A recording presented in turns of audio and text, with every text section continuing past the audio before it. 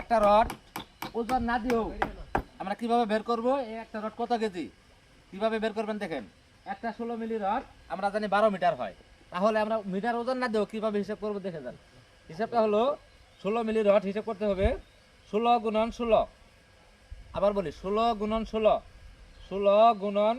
16 এদের আবার মিটারে কনভার্ট করতে হবে মিটারে কনভার্ট করা গেলে ধরুন একটা রড 12 মিটার হয় 16 গুণন 16 গুণন 12 12 এটাতে আবার ভাগ দিতে হইব 162.2 এটাতে হিসাব করে বের করলে 18 কেজি 939 গ্রাম দেখছেন হিসাবটা 16 গুণন 16 গুণন 12 মিটার ভাগ 162.2 এটা হলো সূত্র এইভাবে হিসাব করবেন তাহলে প্রত্যেকটা রডের ওজন বের হয়ে আসবে যেমন এটা 16 মিলি রড 20 মিলি রড হোক আবার 12 মিলি রড হোক 10 মিলি রড হোক হিসাব একটাই 162.2 আগে যে রডটা আছে ওইটাতে